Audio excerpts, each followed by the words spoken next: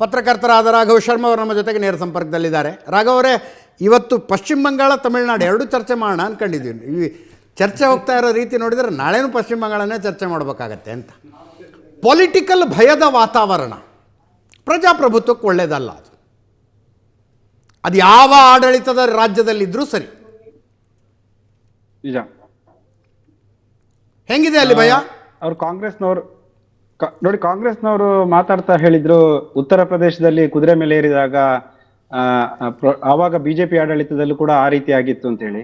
ನೀವು ಬಿಜೆಪಿ ಆಡಳಿತದಲ್ಲಿರುವಂತಹ ರಾಜ್ಯದ ಆಗಿರುವಂತಹ ಹಿಂಸಾಚಾರಗಳನ್ನ, ಆ ಕುಕೃತ್ಯಗಳನ್ನ ಪ್ರಶ್ನೆ ಮಾಡಿದ್ರಿ. ಯಾಕೆ ಪಶ್ಚಿಮ ಬಂಗಾಳದ ಬಗ್ಗೆ ಯಾಕೆ ಮಾತಾಡ್ಲಿಲ್ಲ? ಹಾಗಾದ್ರೆ ಪಶ್ಚಿಮ ಬಂಗಾಳದ ಬಗ್ಗೆ ಯಾಕೆ ಸೆಲೆಕ್ಟಿವ್ ಸೈಲೆನ್ಸ್ ಆಗಿತ್ತು?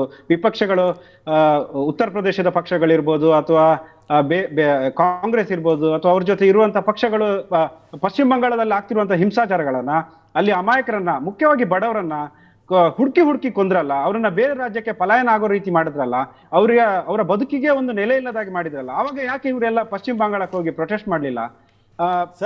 ಬಿಜೆಪಿ ಪಾರ್ಲಿಮೆಂಟ್ ಅಲ್ಲಿ ನ್ಯೂಸ್ ಆಯ್ತದು, ಪಾರ್ಲಿಮೆಂಟ್ ಅಲ್ಲಿ ನ್ಯೂಸ್ ಆಯ್ತು ಪಶ್ಚಿಮ ಬಂಗಾಳ. ಇರಿ ಎಸ್ ರಾಘವ್ ಅವ್ರು ಕೇಳಿಸೋದಲ್ಲ, ಸಾರಿ. ಇಲ್ಲ, ನಾನು ಅದನ್ನ ಬಿಜೆಪಿ ಮಾಡಿದೆ, ಬಿಜೆಪಿಯನ್ನ ಸಪೋರ್ಟ್ ಮಾಡ್ತೇವೆ ಆ ರೀತಿ ಅಂತಲ್ಲ. ಬಿಜೆಪಿ ಸಿಂಗಲ್ ಹ್ಯಾಂಡೆಡ್ಲಿ ಪಶ್ಚಿಮ ಬಂಗಾಳದಲ್ಲಿ ಫೈಟ್ ಮಾಡಿದ್ದು. ಯಾಕೆ ಇವರು ಕೂಡ, ಕಾಂಗ್ರೆಸ್ ಮತ್ತೆ ಸಿಪಿ ಅವರು ಕೂಡ ಅಗ್ರೆಸಿವ್ ಆಗಿ ಫೈಟ್ ಮಾಡ್ಬೋದಿತ್ತು ಅಲ್ಲಿ. ಆದ್ರೆ ಕಾಂಗ್ರೆಸ್ ಹೆಚ್ಚು ಮೌನವಾಗಿತ್ತು. ಸಿಪಿ ಅವರು ಫೈಟ್ ಮಾಡಿದ್ದಾರೆ. ಪಶ್ಚಿಮ ಬಂಗಾಳದಲ್ಲಿ ಟಿಎಂಸಿ ಅನ್ನ ಸೋಲಿಸಬೇಕು ಅಂತ ಹೇಳಿ ಸಿಪಿಐ ಮತ್ತೆ ಸಿಪಿಐಎಂ ಕೂಡ ಇದೆ. ನಾನು ಆಯ್ಕೆಗಳು ಡಿಫರೆಂಟ್ ಆಗ್ತವೆ ರಾಘವ್. ಬೇಗ ಹೇಳ್ಬಿಡ್ತೀನಿ. ಮಮತಾ ಬ್ಯಾನರ್ಜಿಯ ವಿರುದ್ಧ ಹೋರಾಟ ಮಾಡಿ ಅವರನ್ನ ವೀಕ್ ಮಾಡಿದ್ರೆ ಬಿಜೆಪಿಗೆ ಲಾಭ ಆಗುತ್ತೆ ಅನ್ನುವ ಲೆಕ್ಕಾಚಾರದಲ್ಲಿ ಮೌನವಾಗಿರುವುದು ಒಂದು.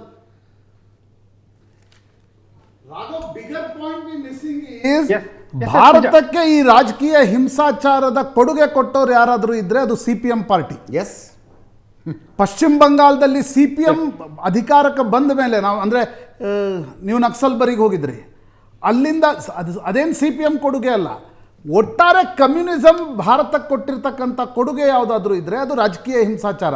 ಕಾಂಗ್ರೆಸ್ ಬಿಜೆಪಿಯ ಅನೇಕ ಫೈಟ್ ಕ್ಷೇತ್ರಗಳನ್ನ ನಾವು ನೋಡ್ತಿದ್ವಿ, ಅಲ್ಲಿ ಹಿಂಸಾಚಾರ ಇಲ್ಲ. ಕೇರಳದಲ್ಲಿ ಹಿಂಸಾಚಾರ ಇದೆ, ತ್ರಿಪುರಾದಲ್ಲಿ ಹಿಂಸಾಚಾರ ಇದೆ.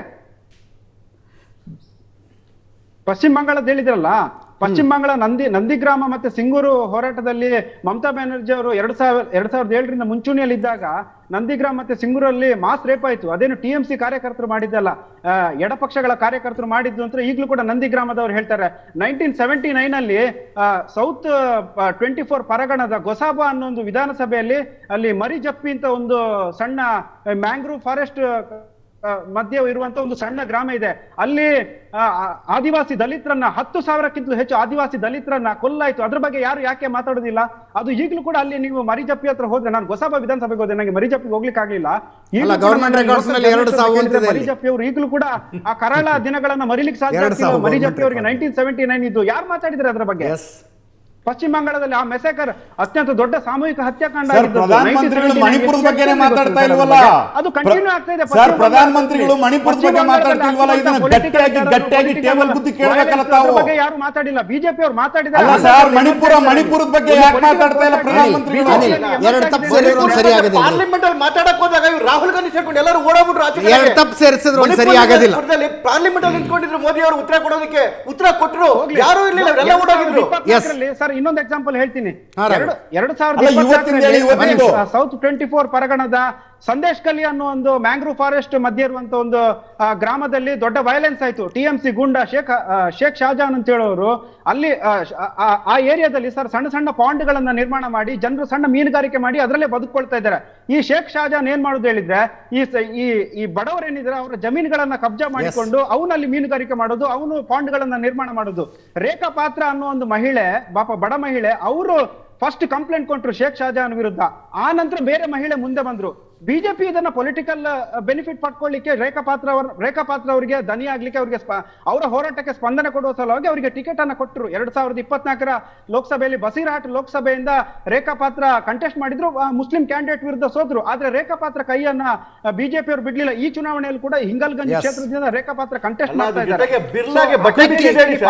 Raghav Sharma quickly yes or no answer. Yes or no ಅಲ್ಲಿ ಹೇಳಿ, ಹುಮಾಯೂನ್ ಕಬೀರ್ದು ಏನಾದ್ರು ಇಂಪ್ಯಾಕ್ಟ್ ಕಾಣಿಸುತ್ತಾ? ಹುಮಾಯೂನ್ ಕಬೀರ್ ಇಂಪ್ಯಾಕ್ಟ್ ಸ್ವಲ್ಪ ಇತ್ತು, ಆದ್ರೆ ಅವರ ಕ್ರೆಡಿಬಿಲಿಟಿ ಕಂಪ್ಲೀಟ್ ಆಗಿ ಹೋಯ್ತು. Yes, yes. ಬಿಜೆಪಿ ಅವ್ರ ಜೊತೆ ಡೀಲ್ ಮಾಡ್ತಾರೆ ಅನ್ನೋ ಒಂದು ವೈರಲ್ ವಿಡಿಯೋ ಬಂತಲ್ಲ, ಆಗ ಅವರ ಕ್ರೆಡಿಬಿಲಿಟಿ ಕಂಪ್ಲೀಟ್ Yes, ಆಗಿ thank ಹೋಗಿದೆ. you, thank you ಮುಸ್ಲಿಮರು so ಅವ್ರನ್ನ much, ಗದ್ದಾರ್ ಅಂತ ಕರೀತಾ ಇದ್ದಾರೆ. Thank you so much Raghav. ನಿಮ್ಮೆಲ್ಲರಿಗೂ ಧನ್ಯವಾದ. ಇದರೊಂದಿಗೆ ಇವತ್ತಿನ ಲೆಫ್ಟ್ ರೈಟ್ ಸೆಂಟರ್ ಮುಗಿಸ್ತಾ ಇದ್ದೀವಿ. ನೇರ ದಿಟ್ಟ ನಿರಂತರ ಸುದ್ದಿಗಾಗಿ ನೋಡ್ತಾ ಇರಿ ಏಷ್ಯಾನೆಟ್ ಸುವರ್ಣ ನ್ಯೂಸ್.